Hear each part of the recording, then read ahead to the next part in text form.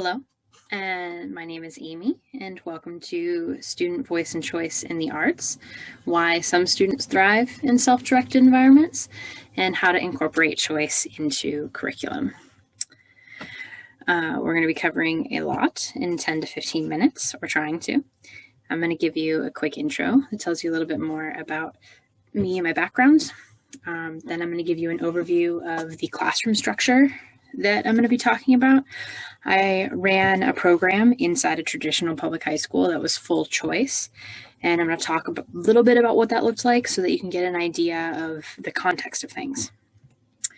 Then I'm going to go through 3 student case studies of different types of learners and give you some tips for success for those types of learners in choice environments, and then a quick closing and summary. I also have an upcoming workshop that I'll be doing that'll go way more in depth. We have a lot longer and give you some show, don't tell strategies for how to incorporate choice, even if you're not a full choice environment, because that's rare. There are little ways to support adding voice and choice into your curriculum.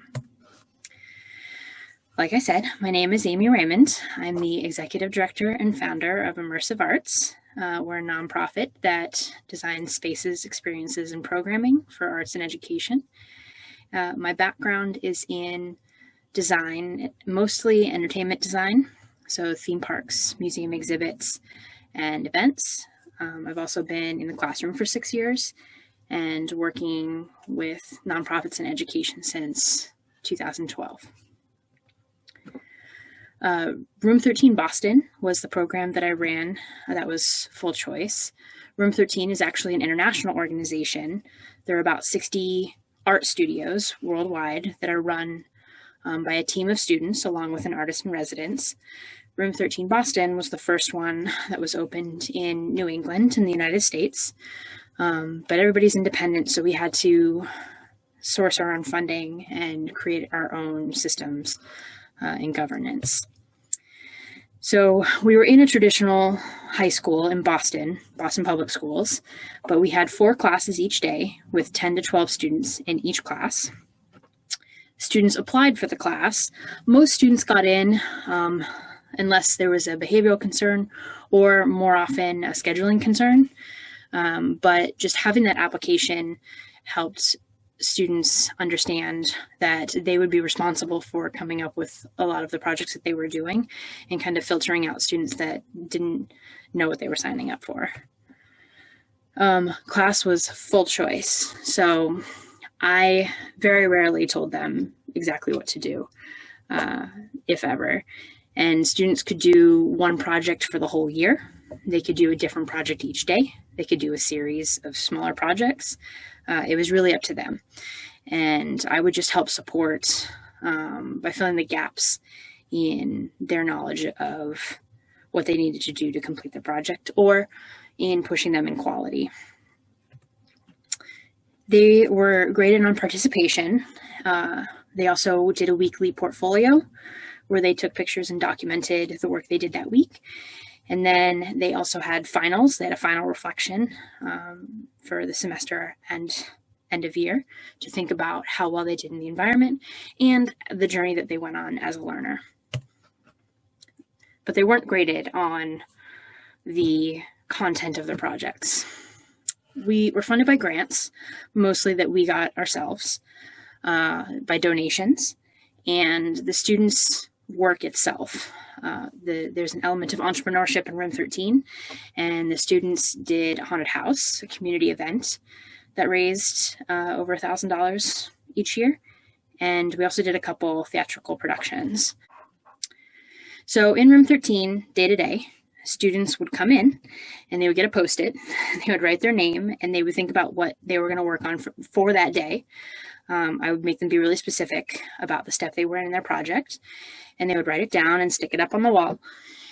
And I would collect all of those and check them off, and that's how they would get their participation points, by kind of monitoring their own intention for the day. Then they would go get materials from Cubbies or other places in the room. And we had student aides that were in the class, as well as myself, and that they can ask for help if they needed it. But if they didn't need help, they didn't even need to necessarily talk to me. I would check in with them, with every student every day, a couple of times, but often they could even just work independently without interacting with me much if they didn't want to. And on Friday, they did their portfolios and documented what they did for the week. We had 4 main areas in our space. They were all connected. This was the gallery. So we created this space. It was open to the whole school all day, but it was in this little alcove, so it wasn't a main walkway. When students finished their work, they could put it in the gallery. Many of them did. We usually played like lo-fi hip hop, and we even had a waterfall or a water fountain that we made for trickling water sounds. It was a calming, peaceful, beautiful environment in the school, and a lot of students really appreciated it. Right off of the gallery, we had an office. The students and I shared it, the student board of directors that ran the program. But we also changed the office into a dark room or a recording studio, or if students wanted a really quiet space, they could go work in the office. Then we had a computer room, and it was a clean room. We used it for digital fabrication. We had a 3D printer. We got a piano donated. Students could learn how to use the piano. We had a computer that had a projected surface, so students could draw, trace, project, do a lot of things. They could even scan objects with it. We had another computer that we did music production. The student hooked up turntables and was mixing different songs. And another student who knew how to do that was showing her how to do it. We had guitars that were donated, so students could learn to play the guitar. I did not know how to play the guitar. I was learning along with them. But we had a app, Musician, that the students could use to learn how to play. And then we also had a sewing station, all in this room. Then we had a main fabrication space that was the biggest room. And there was a communal table that students could work together. Mostly it was a visual art space. Then on the other side of the room, we had carpentry and metalwork tools. And we had a screen printing station. It had 6 screens, and they could make shirts. We got that the last year that I was there, and it took a while to figure out, but we were getting there. We also had a robotic space in the back and a couch, which was easily the most popular thing in the room. It was a comfortable place for students to come and sit and work. So now we are at the tips portion. We're going to look at 3 students. The first student that I'm going to look at, he was what I call the reluctant or impatient learner. When he started, he was very afraid to fail. He had difficulty with patience and anger when things didn't work well. There was some high intensity yelling, and he never wanted to start a project unless he knew that he'd be successful. We spent a lot of days brainstorming with him dismissing things that he could do because he just kept saying, it's not going to be good, it's not going to be good. Strategies for success when you encounter a reluctant or impatient learner in a choice environment. Initially, you should provide a lot of small opportunities for success. I tried to find things that were kind of high gratification level, like things they'd never done before, that I could help them step by step, and they would have a product that they didn't expect that they could do, but was nice and was heavily scaffolded, so that when they were done, they felt that success and they weren't as scared to enter into the next project.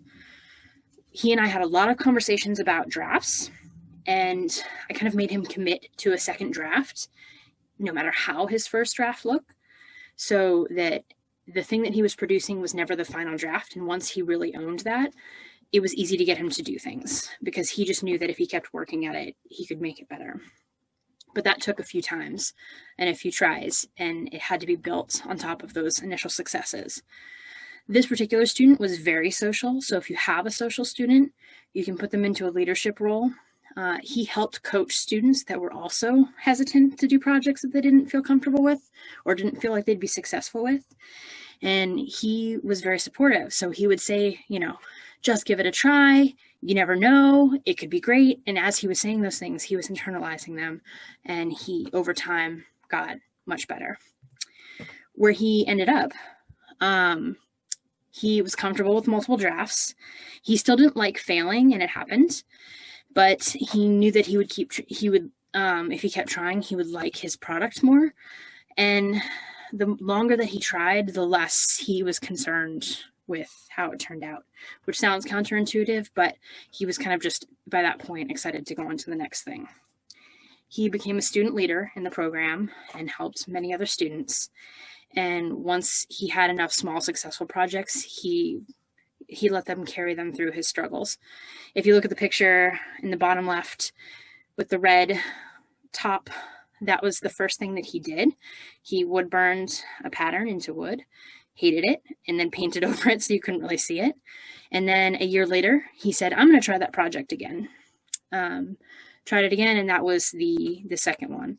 And he just started to do increasingly difficult projects. The second type of learner I'm going to talk about is the enthusiastic and bold learner, very validation seeking. It was this particular student. He constantly asked me if it was good. He would finish a step and show it to me and say, is this good? Which I avoided at all costs. I never liked to tell the students, is this good or not? Because I wanted them to be the authority on that, not me. He jumped into materials very boldly, which is good, but also bad sometimes if the materials and tools are expensive or if they are sometimes dangerous, like some of the tools. So we really worked on being mindful about that. And he had lots of ideas. He knew what he wanted to do every day. He came in, he had an idea, and he worked very fast without thinking too much about the detail. One of his many ideas is the lizard human. I asked him what he wanted to do that day, and his answer was Godzilla in pants. So that's Godzilla in pants. Strategies for success with these type of students: really avoid the good trap and focus, and focus on questions about the work. You know, what were you hoping for when you tried this? Does this finished product match your initial idea? Why or why not? Do you like this better? Or do you wish that you had stuck with your original idea? Do you feel happy with it? Or do you think you need to keep working on it? Really focus on details. When ideas aren't the problem, push them to focus on targeted content. For him, it was a lot of visual art. So, shading and balance and even the subject matter, trying to get him to slow down and really think through what he wanted to do and plan before he jumped in. The main thing with him was and I think with all students, is just to be genuinely excited and engaged with their creating. He was very hesitant and very anxious, even though he had all these ideas because of the validation. So you're avoiding that, but show attention and praise for the effort to keep those ideas flowing. Where he ended up, technically, he got a lot more detailed, and you can even see he started drafting out his bigger paintings, where he would do them on paper ahead of time and then apply them to a bigger space. And he would say that he just really wanted to make sure that they were what was in his head, so he would practice. He tried a bunch of different mediums. He tried almost everything in the room. The wooden turtle, he was one of the only students to finish a wood carving project, because wood carving is very difficult and it takes a long time. But he persisted and finished his turtle, and he just, he started asking more specific questions and less about whether it was good or not. The third type of student that I wanted to talk about, this specific student, she was already an artist. She was skilled, she was full of ideas, very independent. She had been making her own art for years. She had taken art classes, unlike a lot of the students. She had a very good eye for detail.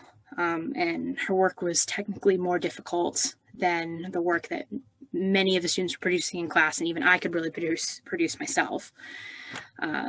She was very independent. I never had to ask her, why aren't you doing anything? Why aren't you doing anything? She was always doing something.